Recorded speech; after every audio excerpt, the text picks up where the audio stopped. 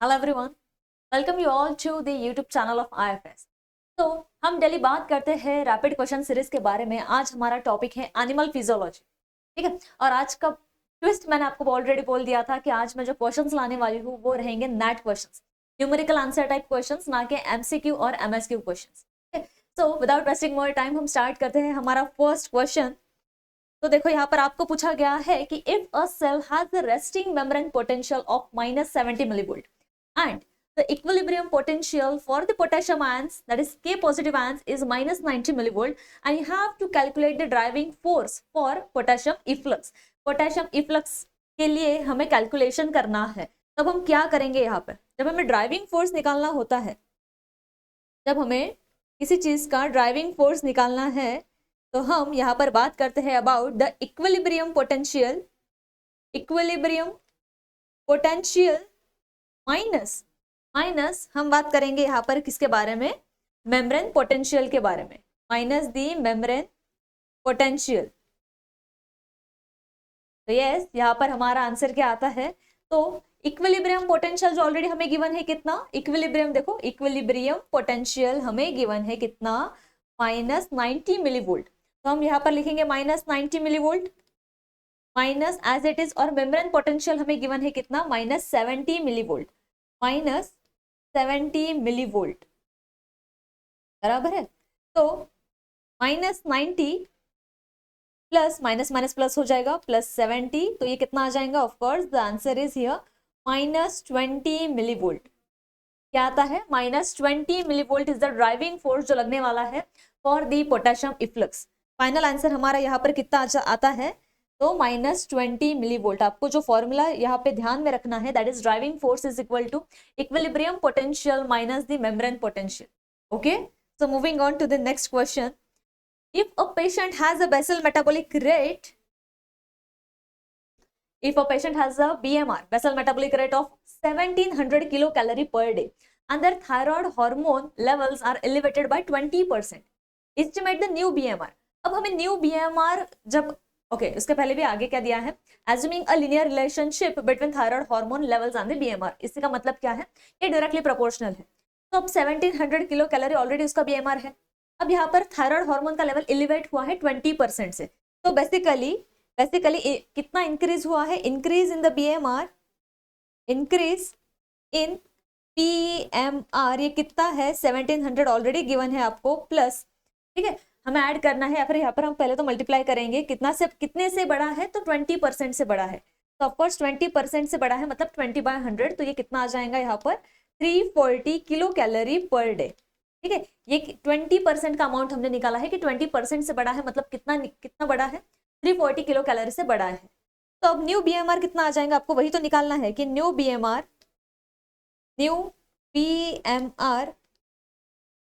ये कितना आएगा आपका? तो 1700 plus 340 kilo calorie, that is equal to 2040 kilo calorie per day.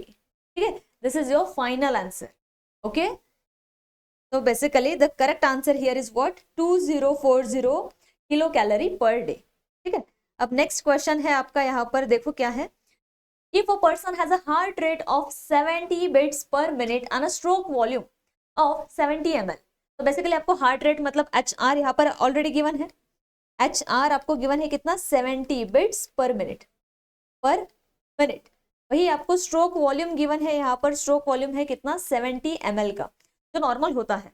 तो you have been asked what is the cardiac output. अब कार्डियक आउटपुट यहाँ पर आपको निकालना है। तो कार्डियक आउटपुट का फॉर्मूला क्या होता है? CO is equal to HR into SV। HR हमारे पास है 70 और मल्टीप्लाई करो और 70 से, ठीक है, 70 ml पर मिनट। तो यहाँ पर फाइनल आंसर हमारा आ जाता है कितना? 49। Of course 7 into 7 that is 49। आगे 2 0 लगा दो, ml पर मिनट। अब अगर आपको ऐसा पूछा जाए कि आंसर लीटर में देना है या फिर ml में, तो डिपेंड करता है। अगर लीटर में आपको आंसर पूछा जाए तो it is equal to how much? 4.9 litres per minute. Okay, ml में कहो या फिर लीटर में कहो, आपके दोनों भी आंसर्स यहाँ पर आ गए। ठीक है, चलो next question. If a glomerular filtration rate that is GFR is 125 ml पर मिनट, ठीक है, JFR कितना है हमारा 125 ml per minute and the filtration fraction is 20%. Calculate the renal blood flow. अब रेनल ब्लड फ्लो हमें निकालना है तो इसके लिए क्या फॉर्मूला यहाँ पर लगेगा? तो बेटा filtration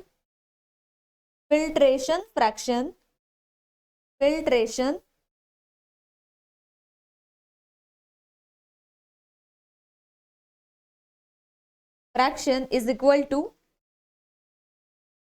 GFR divide by renal blood flow. ठीक है, ये होता है फॉर्मूला। अब हमारे पास क्या क्या गिवन है? हमारे पास एक 20% यहाँ पे गिवन है। 20% का मतलब क्या है? 20/100, तो दैट इज इक्वल टू 0.2। ठीक है, तो 0.20 हमारे पास है यहाँ पर। JFR हमें गिवन है कितना? 125, लेकिन हमारे पास ये रेनल ब्लड फ्लो नहीं है। तो रेनल ब्लड फ्लो अगर हमें निकालना है तो उसके लिए हम क्या करेंगे? फॉर रेनल ब्लड फ्लो हम क्या करेंगे? 125/0.20। ठीक है, तो फाइनल आंसर यहाँ पर क्या आ जाएगा? तो 625 ml per minute। After the calculation you will get the final answer here, that is 125 ml per minute। अगर आपको कुछ भी डाउट है तो of course you can put on the values. ठीक है, वैल्यूज पुट करो और ठीक है, मेरे कैलकुलेशन में कुछ भी गलती होती है तो डू नॉट वरी, फॉर्मूला वही होगा जो मैंने यहाँ पर लिखा है, सिर्फ आपको वैल्यूज पुट करना है और फाइनल आंसर निकालना है। ओके बेटा, तो don't worry about it. Now the next question here is, if a tidal volume is 500 ml, कितना है?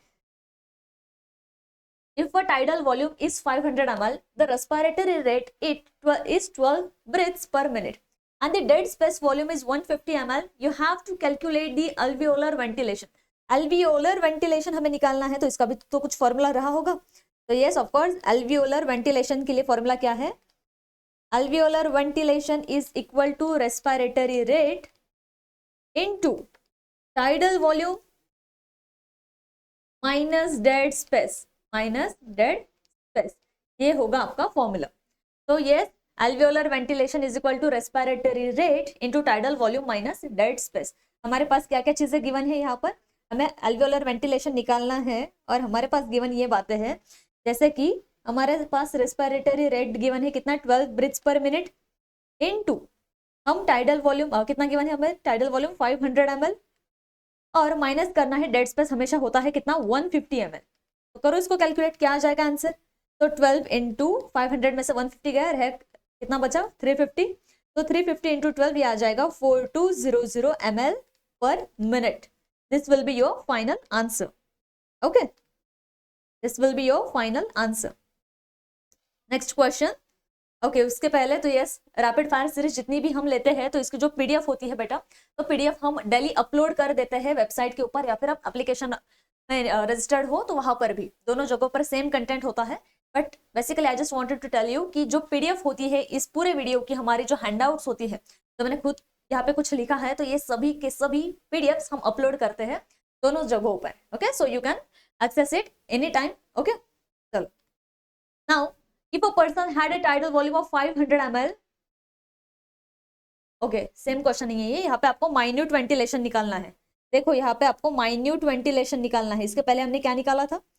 एल्वियोलर वेंटिलेशन निकाला था। यहाँ पर आपको माइन्यूट वेंटिलेशन पूछा है, यहाँ पे कुछ और फॉर्मूला लगेगा। ठीक है, और यहाँ पे डेड स्पेस आपको गिवन नहीं है, उसके पहले के क्वेश्चन में आपको डेड स्पेस गिवन था।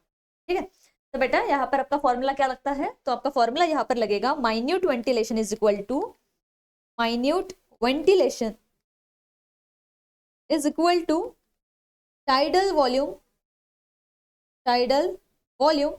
into respiratory rate,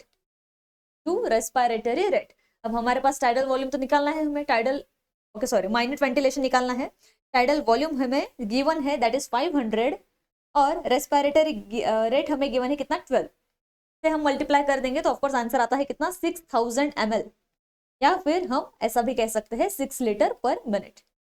okay, it's one and the same thing again. तो फाइनल आंसर इज, ml में पूछा जाए तो ये, लीटर में पूछा जाए तो ये। Okay, now next question.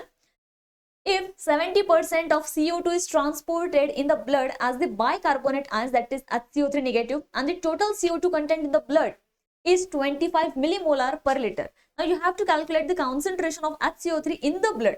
ठीक है, चलो अब हमें क्या निकालना है यहाँ पर, ब्लड के अंदर HCO3 का कॉन्सेंट्रेशन कितना रहेगा। ठीक है, तो देखो अब हमें कॉन्सेंट्रेशन निकालना है यहाँ पर, कॉन्सेंट्रेशन ऑफ HCO3 निगेटिव। तो हम क्या करेंगे, सबसे पहले जो टोटल CO2 कंटेंट है, टोटल CO2 कंटेंट को हम मल्टीप्लाई कर देंगे किसके साथ, percentage of CO2 as HCO3 negative. ठीक है, अब टोटल CO2 कंटेंट बेसिकली हमारे पास कितना है यहाँ पर, देखो टोटल CO2 कंटेंट हमारे पास है 25 मिलीमोलर पर लीटर। ठीक है, 25 मिलीमोलर पर लीटर, और हमें मल्टीप्लाई करना है इसको किसके साथ, into the percent of CO2 at HCO3। कितना गिवन है हमें, पहले ही सेंटेंस में गिवन है 70% of CO2 in the blood is transported as the HCO3 ions. ठीक है, तो यहाँ पर हम कर देंगे इनटू 70%। अब 70% को हम कैसा लिख सकते हैं, 70% इज इक्वल टू 70/100, मतलब हम यहाँ पर लिखेंगे 0.70 या फिर 0.7 सिंपली। ठीक है, 0.7। तो बेसिकली हमारा आंसर यहाँ पे कितना आता है, 17.5। फाइनल आंसर हमारा आ जाएगा कितना, 17.5 ml, मिलीमोलर पर litre, not ml, it's millimolar पर लीटर। मैं लिखवा कर देती हूँ आप, मिलीमोलर पर लीटर। ठीक है, ये होगा आपका फाइनल आंसर। नेक्स्ट क्वेश्चन देखो, अब यहाँ पर रेस्पिरेटरी क्वेश्चन से क्वेश्चन है, if a persons respiratory quotient RQ is 0.7, what is the primary fuel being metabolised. ठीक है, अगर 0.7 इतना रेस्पिरेटरी क्वोशेंट है, तो इन तीनों में से कार्बोहाइड्रेट्स, फैट्स और प्रोटीन्स, इन तीनों में से ये प्राइमरी फ्यूल या फिर ये RQ किसका होगा। बेसिकली ये इतना छोटा सा क्वेश्चन है। अब हमें RQ निकालना है, तो RQ के लिए क्या फॉर्मूला होता है, RQ is equal to CO2 produced by O2 consumed. ठीक है, अब हमें ये भी पता है कि हम कार्बोहाइड्रेट्स की अगर बात करें तो कार्बोहाइड्रेट का RQ कितना होता है हमेशा, दैट इज 1। नहीं पता है तो ये बात लर्न कर लो अभी फिलहाल। ठीक है, अगर दोनों वैल्यूज गिवन है तो निकालना है आपको, नहीं वैल्यूज गिवन है तो डायरेक्ट अगर आपको पूछा है तो आपको ये ध्यान में रखना है, फैट्स के लिए होगा 0.7, प्रोटीन्स के लिए होता है 0.8। ऑफकोर्स हमें 0.7 वाला RQ पूछा था, तो वो किसका होता है, तो वो होता है फैट्स का। ठीक है, बेसिकली मुझे यहाँ पर सिर्फ आपको RQ का फॉर्मूला बोलना था, नथिंग एल्स। चलो next question, if the partial pressure of oxygen in the atmosphere is 160 mmHg and the alveolar arterial oxygen gradient is 10 mmHg, now you have to calculate the partial pressure of the oxygen in the arterial blood flow। ठीक है, अब इसके लिए भी formula होता है, तो formula ये है आपका, हमें निकालना है क्या, आर्टेरियल या फिर जस्ट अ सेकेंड, हमें निकालना है क्या, एल्वियोलर आर्टेरियल ऑक्सीजन ग्रेडियंट ये निकालना है। तो इसके लिए हमें क्या करना होगा, तो partial pressure of oxygen in the alveoli minus partial pressure of oxygen in the arterial blood. ठीक है, अब हमारे पास जो बात गिवन है, एक तो हमारे पास एल्वियोलर आर्टेरियल ऑक्सीजन ग्रेडियंट, देखो ये ऑक्सीजन ग्रेडियंट हमको एक गिवन है। ठीक है, हमें ये एक बात गिवन है, वो कितना है 10 mmHg, और हमारे पास ये जो पार्शियल प्रेशर है, ये दोनों की वैल्यूज गिवन नहीं है, पार्शियल प्रेशर ऑफ एल्वियोलाई की गिवन है। ठीक है, इन द एटमॉस्फेयर कितना है 160 mmHg, और हमें आर्टेरियल ब्लड फ्लो की मतलब हमें इसकी निकालनी है बेसिकली। तो हमारे पास ये भी वैल्यू है 160 mmHg minus PpO2 of arterial blood. अब आर्टेरियल ब्लड की अगर हमें निकालनी है तो हम क्या करेंगे, ऑफ कोर्स 160 माइनस 10 कर देंगे, वो आ जाएगा 150 mmHg। तो 150 mmHg रहेगा किसका वैल्यू, तो वो वैल्यू रहेगा ऑफ कोर्स ये चीज का, partial pressure of oxygen in the arterial blood flow, arterial blood is equal to 150 mmHg। ठीक है, 150 mmHg। Okay, now the next question we have, if the efficiency of the oxidative phosphorylation is 40%, then how many ATP molecules can be generated from the complete oxidation of one molecule of the glucose assuming 32 ATP molecules are theoretically possible. Okay, अगर efficiency कितनी है 40% है तो कितने ATP molecules generate होते हैं after the complete oxidation of one molecule of glucose. तो actual ATP कितना प्रोड्यूस हुआ है, देखो यहाँ पर हम बात करते हैं, देखो actual ATP produced is equal to theoretical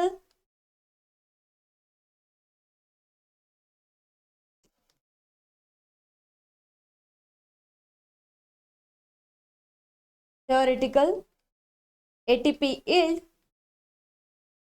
into efficiency, ठीक है, ये है फॉर्मूला हमारा। हमें क्या करना है, वैल्यूज पुट करनी है यहाँ पर। तो थियोरेटिकल कितना गिवन है हमें 32 ATP और इफिशियंसी उनकी पूछी है कितनी 40%। कैसे निकालनी है, ऑलरेडी मैंने आपको बोला है 40% फॉर्म है, डेसिमल में कन्वर्ट करना है तो ये आ जाएगा 0.40। The final answer here will be 12.8 ATP molecules. ठीक है, एक बार कंप्लीट एक ग्लूकोज मॉलिक्यूल का अगर कंप्लीट ऑक्सीडेशन होता है तो वहां पर कितने मॉलिक्यूल्स बनेंगे, अगर 40% इफिशियंसी होती है तो वो बनते हैं कितना, तो 12.8। कैसे निकालना है, ये फॉर्मूला ऑलरेडी आपको गिवन है। ठीक है, तो इसी के साथ साथ हमारे आज के 10 क्विक क्वेश्चंस नेट क्वेश्चंस से फिनिश हो गए हैं। अगर आपको कुछ भी क्वेरी आती है और कुछ आपकी डिमांड होती है तो yes you can write down in the comment section. ठीक है, it is open for you all. तो जो बच्चे टारगेट कर रहे हैं IIT JAM 2025 को, बेटा आप सभी के लिए टेस्ट सीरीज अवेलेबल है सिर्फ और सिर्फ 1 रुपए में।